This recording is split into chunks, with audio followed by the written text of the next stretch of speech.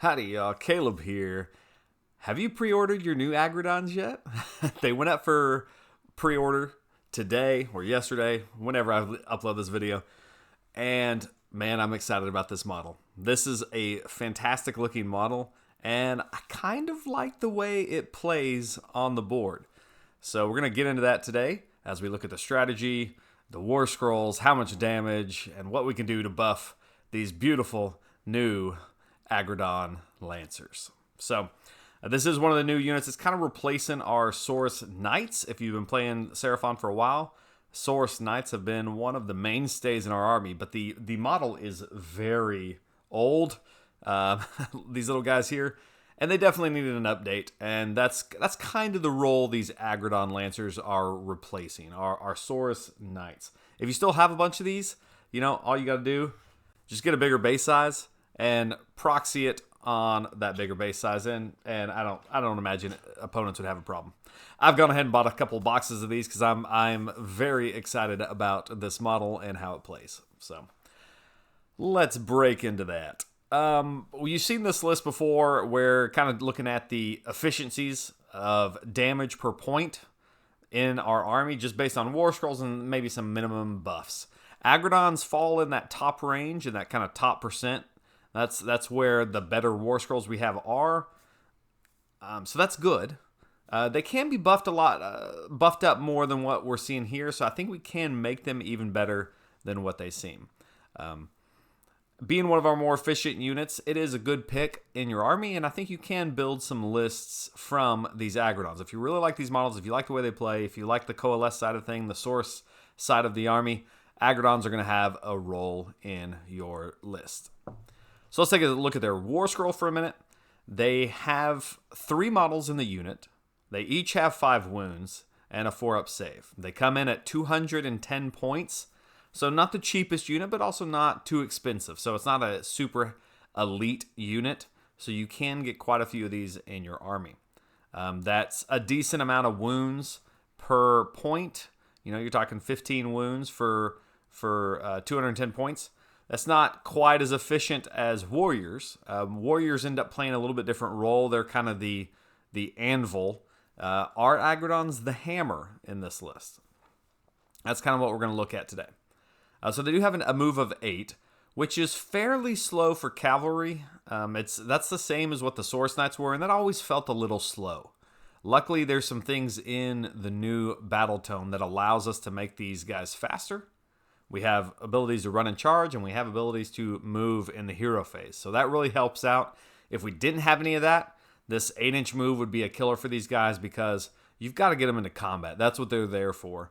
And they kind of play a role as our Alpha Strike in the Coalesced side of things. So 8-inch move, 4-up save. Not quite as tanky as I would hoped for. For these heavier cavalry, a lot of times you want them to be at that 3-up so they can survive a little bit longer. They have fewer models. If they need to hold objectives, they got to survive longer.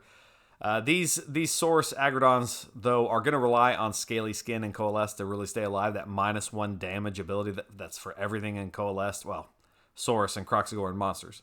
So they'd get that. Bravery is 8, which is great, especially in a unit of 3. You're generally never going to worry about bravery, about rolling battle shock and losing anybody, unless you've really pumped this unit up with reinforcement points and then lost a bunch. At that point, you better have a command point ready to spend it on Inspiring Presence. They have some interesting attacks here. So they have a spear and a club option, and we're going to get into which one is better, or if either one is better. They both have 3 attacks. The spear has 2-inch range, which isn't really that important with these heavy cavalry, because you're never going to fight with them in ranks. Even being 2 inches, you can't fight over the top of these things. So you are going to be limited a little bit on their range, how they can pile in and attack with these. But it's okay, because there are only 3 models in a unit, so generally you don't have to worry about that. They both have 3 attacks on those weapons. The spear hits on 4s, which really kind of hurts. And the club hits on 3s. They both wound on 3s. The spear has extra rend, -2, and it doesn't require charging to get that extra rend. There are no other bonuses, though, for charging. A lot of times spears will give you an extra rend and an extra damage when you charge. And there's usually a downside to that, like a 4-up to hit instead of a 3-up. But this one, you just get the extra rend all the time, which is nice. Both of them do 1 damage. The weapon profile that's really going to be doing most of your damage in this unit is the Rending Bites and Striking Talons. You have 3 of those for each model. 3s and 3s, -2 rend, 2 damage. So much better than the clubs or the spears. This is honestly where most of your damage comes from. So decent profiles there, nothing that just kind of blows you away. It is nice to have -2 rend on these. You know, if you take spears and you have the bites and talons, you're getting 6 attacks that have -2 rend. That's pretty nice. That can break through a bunch of stuff, especially when we've been used to no rend on our Source Knights and just praying for dice rolls on those units. So this is nice having -2 rend on these things. In your unit of 3, you are going to have a champion, which gets 1 extra attack, and then a standard bearer, which gives +1 to bravery. So that makes this bravery 9 as long as you have the standard bearer. As we've been thinking through our strategies here for this unit, I think I kill the standard bearer first if he takes damage, because the +1 to bravery won't matter in most matchups. Now, if somebody's hitting you with bravery, it is nice that this does add 1 to the bravery characteristic. So it is a 9 bravery unit, which is pretty resilient as far as battle shock goes. It does have a musician, which adds 1 to run rolls and charge rolls for this unit. That's awesome. I love units that have that +1 to charge on its Warscroll. That's fantastic. We used to have to use the Sacred Asterisms for that. Now we get that on the Warscroll for this unit. That will help you out more often than you realize, getting that extra inch in charging. The probably controversial rule here, the one that really is a little baffling, is this Primal Rage.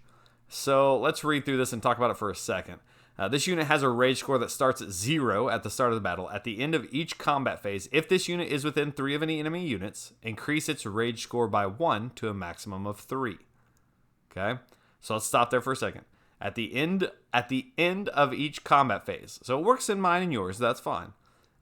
If you're within combat range, 3 inches, you get 1 to your primal rage. So after everything has happened, after everything is fought, if you're still in combat, if you have not killed the other enemy unit, you add 1 to this score.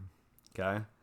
At the end of each combat, if this unit is not within 3 inches of any enemy units, reset its rage score to 0.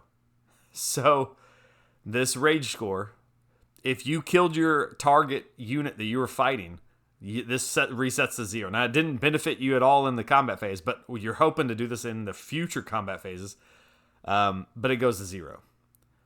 While this unit has a rage score of 1 or more, add its rage score to the attack cursors of its Rending Bites and Striking Talons. So here's where this rage score is used. It gives you more attacks, that's awesome. That would be great. Anywhere from 1 to 3. If I could add that to my Bites and Talons that are doing -2 rend, 2 damage.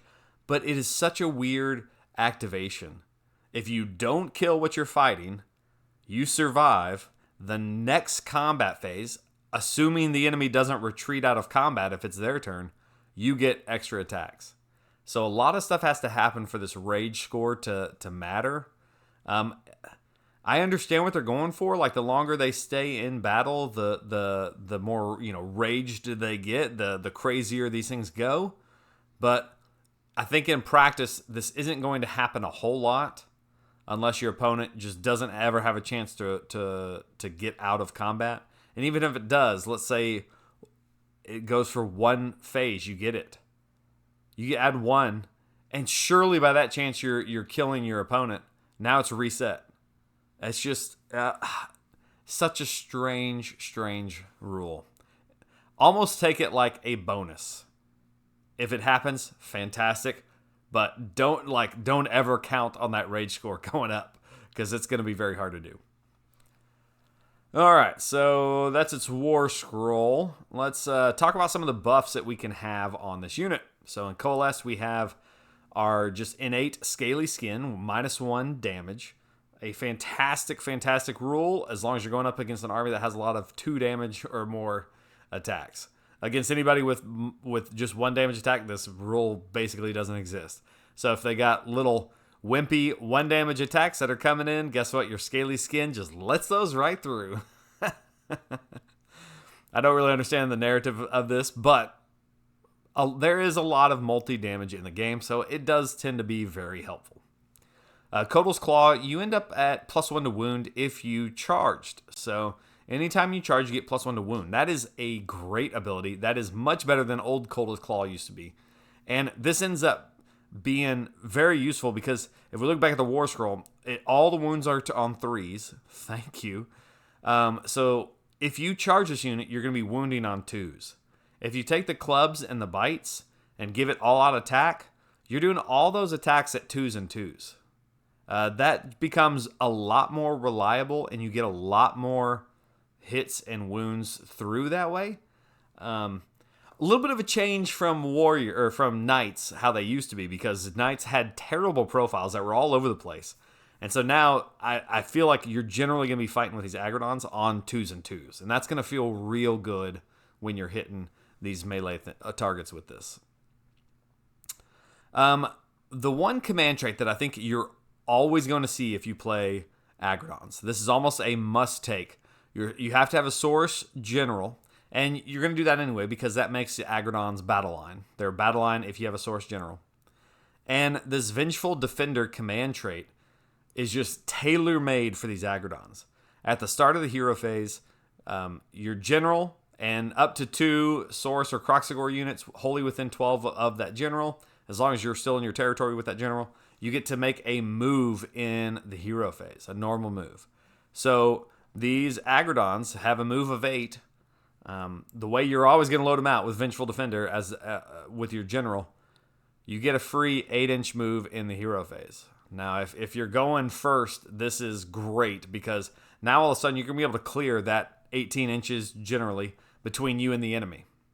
You've got an 8-inch move in the hero phase, an 8-inch move in the movement phase, and now you've got a 2-inch charge. Well, it'll be a 3-inch, but if you roll 2 1s, you still make it because you got +1 to your charge. So this is great because it effectively makes their turn 1 move 16 inches. Now, you do have to take this command trait, but fantastic command trait. You're always going to take it. Put it on a Saurus unit and send those Aggradons across the table. It also works with Saurus Warriors and Kroxigor. Also good targets for this, but they're not quite as fast as these Aggradons. And so the Aggradons, I feel like this command trait was made for them. We also have some spell lores from the Slann spell lore for Coalesced. We have Telepathic Summons, which we did a whole video on this. Look back in the channel on Telepathic Summons. You can teleport a Saurus basically anywhere on the table if you want to. It's designed to pull a Saurus unit from anywhere on the table back to you, and then you set it up wholly within range. Well, you can extend that range of those spells in Seraphon. So you can take an Astrolith to extend it by 6 inches, or you can take a Vassal casting, you can take a Spell Portal. There's lots of things that you can do to extend that range. But at the moment, it doesn't say that you can't move afterwards. So there is some tricky stuff. Even if you were to just take a Slann and put them on the line, which you probably wouldn't do. You'd probably also have an Astrolith, so you could do the pregame move. But what you can do is, if you weren't taking Vengeful Defender, you can teleport that Saurus unit, put it 9 inches in front of you, 15 if you have an Astrolith, and then you still get to move in the hero phase. So there's another way to get around that movement of only 8 is by doing these spells, by that command trait. There's lots of fun movement stuff. We also have a spell for the Slann called Empower Celestite, and it adds +1 Rend to your Celestite weapons. Now, that only works for the spear or the club, but all of a sudden your spears could be -3 Rend, or your clubs at -2. So that's a nice little buff. We'll look at all the damage output and stuff, and it really, I was a little unimpressed with that spell on these Aggradons. It didn't really increase the damage as much as I was hoping, because it only affects one of the profiles. So I think that one is probably made more for Saurus Warriors. Take Empower Celestite for Saurus Warriors, and that helps them out a whole lot. Here, we've already got enough Rend with our mount that maybe we don't need this. It's always good to add it on, but maybe not necessary. A skink spell, which is very good, is Heavenly Frenzy. Casting value 7, range of 18. Run and charge. So you can take these guys, move them at the start of the hero phase. Make sure you keep them in range of this Heavenly Frenzy. Okay? And then you can have them move in the hero phase. You can run them, and then you can still charge them afterwards. So that just increases their range even more. If you don't take Vengeful Defender, this is still a decent run and charge. 8 plus their run of 6, and then your charge isn't going to be nearly as far. So still helpful. Great for movement stuff. As you see, there's plenty of tricks in Seraphon, even in the Coalesced side of things, to get extra movement. Another thing that it's nice to add on here is a 4-up strike last monstrous action for Stegodons. If you can charge a Stegodon in, maybe with a couple of MSU Aggradons, and that Stegodon basically does a stomp thing where they on a monstrous action for a 4-up, that enemy unit strikes last. Now you get to attack with all your stuff that's in combat. That can be very good, and a nice little combo of a monster and Aggradons going in together. There are some Warscroll buffs from other units. Probably the one will be most common, maybe. You can tell that this hero, the Scar Veteran on Aggradon, was designed for these Aggradons, but I'm to be honest, I'm not very impressed with it. Once per battle, at the start of your combat phase, you can pick one friendly unit with this ability on the battlefield to unleash a Feral Roar. If you do so, increase the rage score of friendly Aggradon units wholly within 18 of that unit by 1 to a maximum of 3. So it's only once per game, okay? And it increases it by 1. So that means if we go back up here, our rage score gives us 1 extra attack on the bites and talons. So we're getting 1 extra attack. That means for a MSU, a small unit of only 3, you're adding 3 attacks. Now, it's not nothing, but it's not worth taking, this hero for 1 unit of Aggradons unless you got them reinforced maybe. If you're taking a whole bunch, this does happen to everyone within range. So if you did have a bunch of smaller units, this could help out that. That's probably the most bang for your buck. But it's so underwhelming, to be honest. You're adding 1 attack to 1 profile for these guys.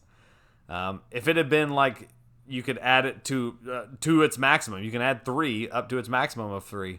Then all of a sudden you'd start seeing this guy. I think where you might take him, and full honesty here, I did buy this unit, or this hero. I pre-ordered it because I do want it still because it's super cool, and it's thematic with the Aggradons. I think where you might see him is just you're trying to save points. You want a decently tough hero. You can't afford a Carnosaur in the list, at 285. This Scar Veteran on Aggradon's only 175. That's fairly cheap for a mounted hero like this. He doesn't really do a lot of damage, so it's really more of a support piece. But at least he's a little faster than the guys on foot. Not much. A little bit tougher. But if I'm just taking him for the Vengeful Defender ability, I'm probably taking a different Saurus hero. Definitely want an Old Blood on Carnosaur if I can. If not, then probably just the Astrolith banner on foot. And he has extra things he's doing for me and makes up for his slower speed and less wounds. So a decent ability, but really not great. It is what it is. The Skink Star Priest Serpent Staff is fantastic. We've talked about this a lot of times. What it's really good for is units that have a lot of attacks, because you just pick 1 Seraphon unit, wholly within 12, and until your next hero phase, any unmodified wound rolls of 6 will do a mortal wound in addition. So units that have a lot of attacks that are going to be rolling a lot of dice, this is really good for. Now, a unit of 3 Aggradons doesn't have a ton of attacks. It has 18 total, because you got 6 for 3 models. But because you're going to be usually hitting on 2s, you're going to get most of those through into the wound roll. So you're going to be rolling quite a few wound roll dice. And I feel like it made enough of a difference in my calculations here that I think I would take him as a buff piece for these Aggradons. And also because he has access to Heavenly Frenzy. So if you need a Skink Wizard for that, to let him run and charge, this is also a good addition here to add those extra mortal wounds. They're doing decent amount of rend, but the mortal wounds on top of that is always good for those really hard targets. Another unit that can really help buff them is a Spawn of Chotec. It has that long range attack that if it does any damage, granted it hits on 4s, which is terrible. If it does any damage, you're -1 save for that target unit. If it goes off, it is great because now all of a sudden your spears would be -3. If you did take the Slann with Empower Cell Site, your spears could be at -4 rend. That's insane. If the Spawn of Chotec goes off, your Rending Bites and Talons are at -3. That right there, like, that's worth it to me to try with the Spawn of Chotec to get that to go off, because if you're hitting with these things at -3 rend, you're going through most saves in the game. Even if they're down to a 3-up, they're only saving on 6s. If they've somehow, power stacked, they're saved down to 2s, they're still only saving on 5s. So you can get a lot of damage through at -3 rend. So I like that a lot for these Aggradons. Terror Wings are another one worth mentioning. I think I mentioned this most of the times because it can shut off the command points being spit. So like all-out defense, which effectively gives you another, -1 rend if they're not doing all-out defense. So that can help out with some of those units. It also makes them more susceptible to Inspiring Presence. So a nice little unit. If you got 75 points, throw it in there. It can help out with some of the other stuff. So let's look at some of the damage of these Aggradons. How are they doing? No buffs.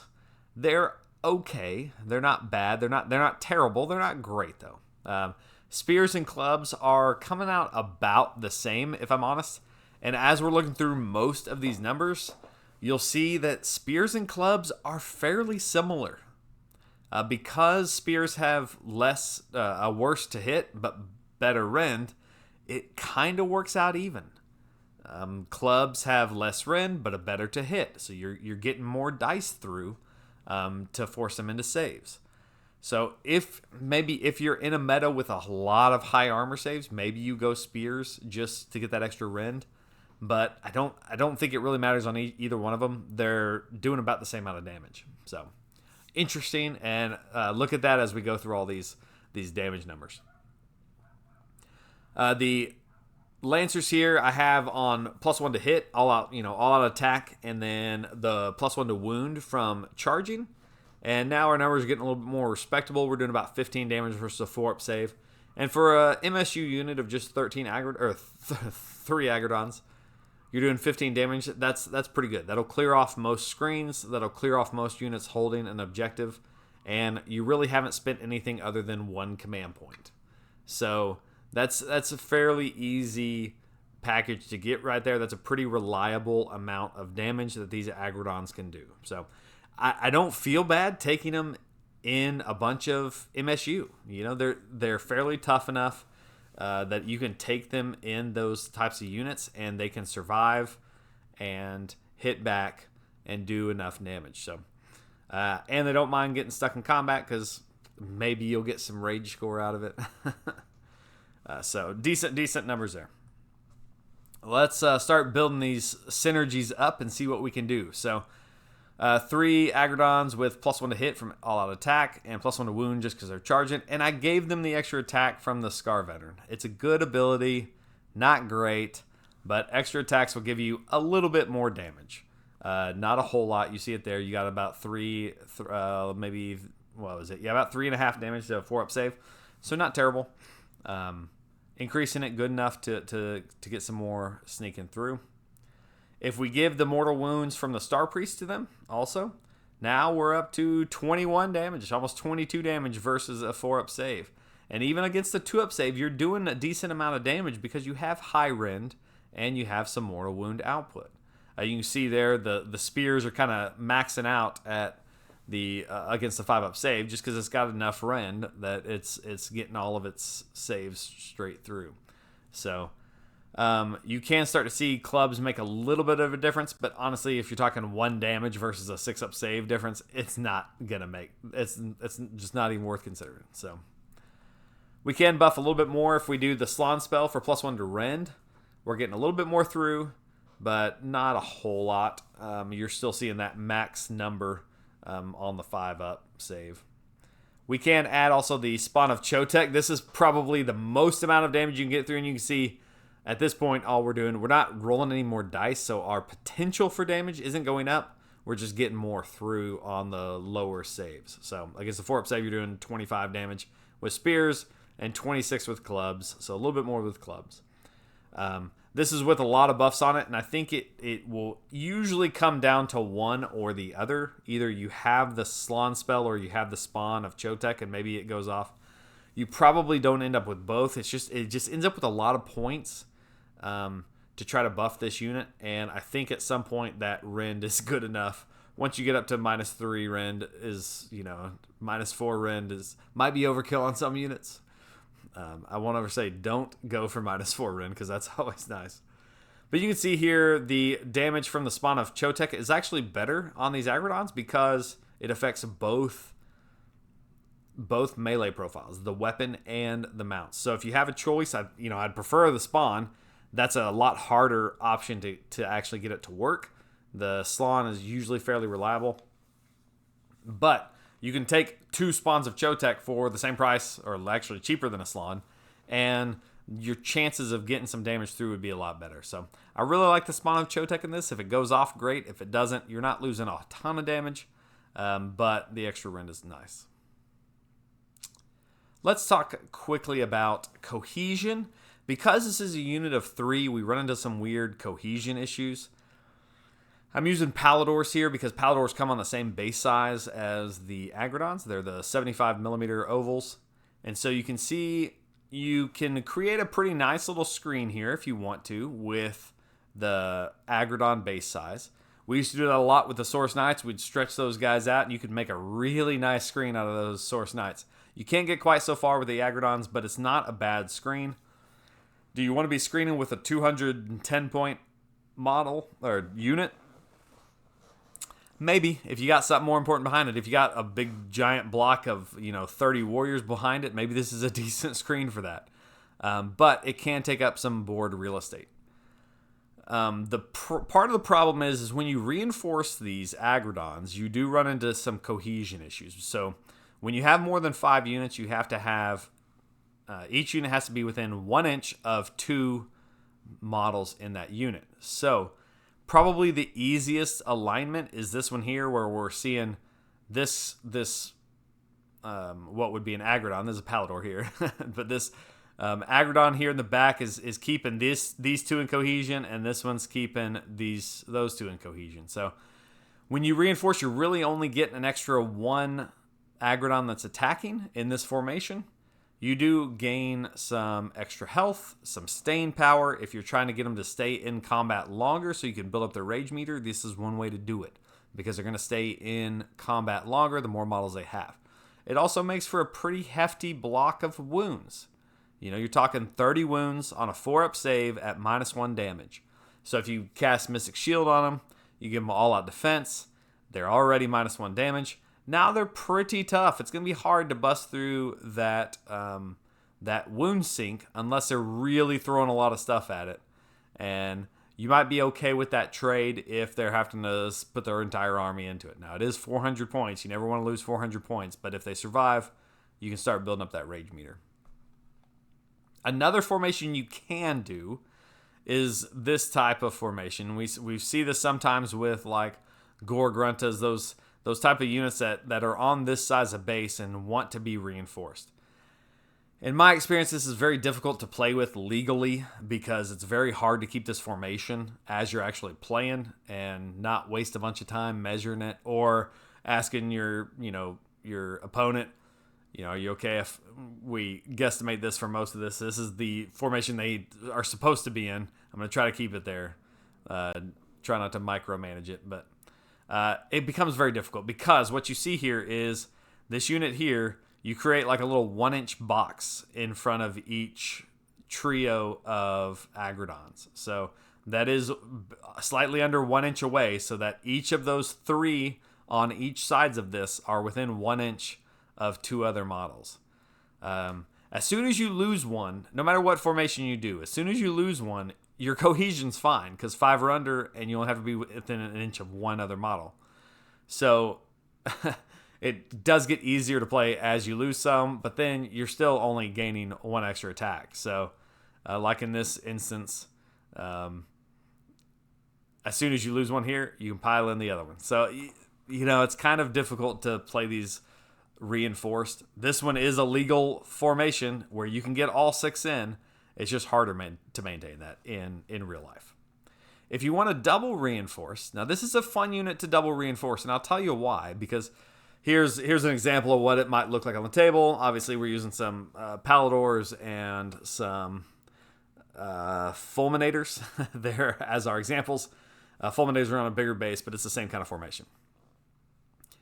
So in this type of formation, it's very easy to play with, very easy to keep cohesion, and you get a full frontal attack here of this cavalry charge, which just looks much better than doing this goofy thing. Like, this doesn't look menacing. This looks goofy. This looks a lot more fun, even though your buddies in the back are sideways, or whatever. This way you do double your attacks, your literal attacks from this unit from 3 to 6. Now, it does cost you a double reinforcement, but this unit, you're okay with that, because if you're sending in 9 of these into an army, they are going to stick around for a while. That's just a lot of wounds to get rid of. And so they should be able to start building up that rage meter or force your opponent to retreat from them. Either one you're okay with, especially if you've put your foot on the gas pedal and push these across the board really fast. So this is a unit I think I kind of like doing a double reinforcement all the way up to 9 units, because it does help you out with what it's trying to do. Get in combat, get stuck in combat, do some damage. When you've got 6 attacking, either like this or in this crazy configuration here, you will pretty much kill whatever you want to. I mean, you buff it up correctly, you're doing 50 damage versus a 4-up save. You are killing most everything in the game that way. So it's going to be very hard for somebody to stand up to this unit that's charging, that's buffed up, and you can do it in turn 1. So if they're not playing with screens very well, this unit will punish them dearly. So I do like that. There's a lot of damage available in that unit. All right, let's talk about some lists here. I brought a couple lists, and some of them I think are probably a little bit more balanced. Some are, your narrative. I want to go full Aggradon aggro list, and would be fun. Maybe not good, but would be fun. This one's probably a little bit more balanced here. We're starting off with a Scarvet on Aggradon. I'm taking that just because I needed the points. I don't like him as much as the Old Blood, but he's not here really to do my damage. So he's here more of a support piece. So he's my general with command trait Vengeful Defender and artifact Chotec's Gaze. Chotec's Gaze helps this model shut off other units from contesting objectives. So if you get on an objective, he'll keep the opponent from capturing that objective for models with 1 or 2 wounds within 6 inches of them. So there's some parameters there, but very, very good artifact. Anytime you can do some goofy stuff to capture objectives and to mess with that core rule of the book is good. I'm taking a Skink Star Priest with Heavenly Frenzy and Aspect of the Champion Tunnel Master. That Star Priest is going to give my Aggradons I've got that Mortal Wound spell and Run and Charge. I'm taking a Skink Starseer, which I have Heavenly Frenzy on this. Obviously, you can only cast it from 1 unit. Probably going to cast like a Mystic Shield onto the unit of Aggradons. And then if I really feel like that Aggradon might get attacked and double turned, then I'll probably go ahead and pop the Starseer's ability to give 1 unit on the battlefield a 5-up mortal wound save until my next hero phase. So, a ward save, not a mortal wound save, a ward save, sorry. So, I've got a unit of 9 Aggradons, a unit of 3, a unit of 20 warriors, some Raptidon chargers, and a spawn of Chotec, all in a battle regiment for 1 drop at 1970. You can add in a endless spell if you want to, like Burning Head or something like that for 30 points. You can fiddle around with what's in this list a little bit if you want, but the core of it is those 9 Aggradons. You're giving them the Heavenly Frenzy for Run and Charge if you want to, if you need to there. You're going to give them Mystic Shield. You're going to give them the Serpent Staff for mortal wounds on 6s. You might give them a 5-up ward if you're sending them into the heart of the enemy's lines. And then Vengeful Defender, you're moving in the movement phase, or hero phase, and then you're moving in the movement phase, and then making a charge with them. So you can buff these guys up pretty well with everything that we've been talking about to get them doing a lot of damage. If your Spawn of Chotec goes off, they're all of a sudden at even more Ren. So this is where you get those 9 would be doing about 50 damage versus a 4-up save. So they will kill whatever they go into in general. So very good combination there. We also have 3 more Aggradons. You can either send them up with the other ones if you want to, or during the movement phase, move them somewhere else. You can move the warriors in the movement phase. You've got some options here, and some board play. I did include a 1 unit of Raptidon Chargers just because they are fast enough to move around the board, to capture things. We have a battle tactic for scoring an objective with some skinks. So I think you need at least 1 unit of skinks in every, the skink keyworded unit in every list. So that helps out with that. They like to fight on objectives. And then the Spawn of Chotec to fire over the top of things, maybe hold an objective somewhere at the back and hopefully get that -1 save. We also have 20 Saurus Warriors, which are no joke to get through. That's 400 points of Warriors there. That's 40 wounds. Once I send off my Aggradons into combat, I'm going to buff up those Warriors and move them midfield or to an objective that I want held for a long time. So Starseer and Star Priest are great buff pieces for everything in this army. And so a nice little all-around list. Not hardly any shooting other than the Spawn, which you can barely call that shooting. But a decent little list here. I would note that I'm probably going to spend all-out attack on that Spawn of Chotec every time I can so that it's hitting on a 3, just to try to make it get as much through as it can. All right, the next list here, I wanted an Old Blood on Carnosaur in this list because I love the Old Blood. I think it's a lot of fun in the new book, and it's very useful because it has some abilities that I really enjoy. So, Saurus Old Blood on Carnosaur is my general for 285. Command trait, Vengeful Defender, of course. You've got to have that in your Aggradon lists. Probably also in some Saurus Warrior lists because it's just such a useful command trait. And then Artifact Bladed Realities, which gives his spear extra rend and extra damage versus hero. Your Old Blood can be pretty punchy. We're not taking a max damage because we want that Vengeful Defender on him. But he still can do some decent damage here. He's got, he's got his spear that's doing -2 rend, and his jaws are doing -2 rend. So some decent attacks there. But really, his ability to issue 2 command points for the cost of 1 every phase is just fantastic. So that will save you a lot of command points over the long run. I also have a Starseer here with Heavenly Frenzy and Tunnel Master. And that Starseer is just going to be great because I might pop his ward in, say, turn 1 or turn 2, depending on how the game plays. I've got 2 units of Aggradons that are both reinforced just once to 6. You can play around with those. It makes for a nice little 1-2 punch, or you can send them all into the enemy's lines turn 1. If you want to, you can send the Carnosaur and 12 Aggradons into the enemy's lines all at one time. Now, you're not going to have a lot of board presence after that, but it is possible. I did have 30 Saurus Warriors here, and if you're going to go complete aggro with the Aggradon Lancers, you probably want to split your Warriors up into MSU units, which you can do and still keep it in a battle regiment.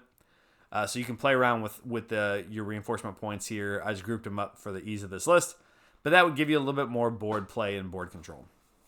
Now, 30 Warriors are impossible to remove from the board in general, but if you need to split them up, you can. That would be good too. We also have a Spawn of Chotec in there as our artillery piece, and that comes in a battle regiment, 149 wounds, 1 drop, exactly 2,000 points.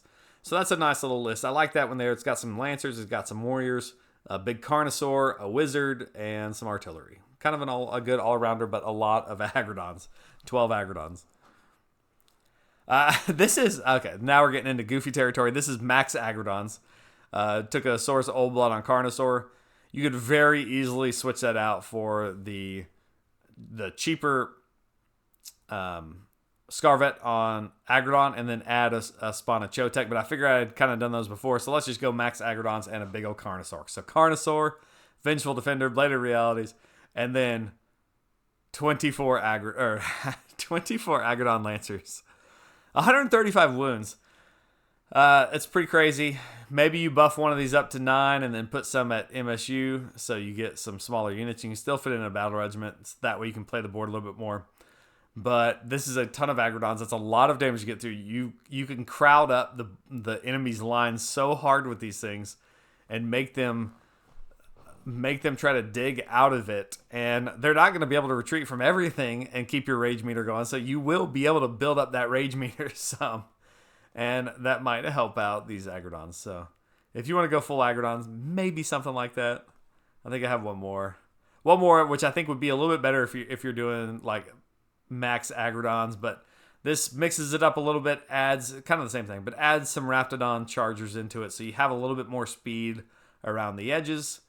Something to grab some objectives. Something for the skink. Battle tactic, and then you have a spawn of Chotec in here to fire over the top, coming in a battle regiment at 1 drop. This has no Galatian veterans, either one of these last lists, so these are really just these are narrative fun lists. Everything's mounted kind of thing.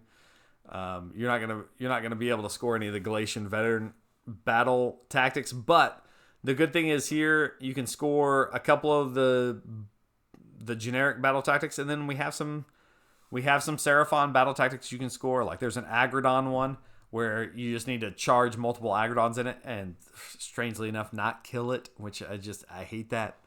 But you also have one that you can score with the Raptidon. So you have some other options even if you don't have a Galatian veteran. All right, some fun lists there. I think probably my favorite one is...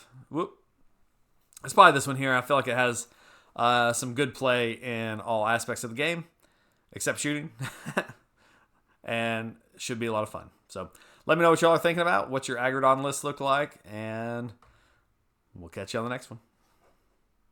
See ya.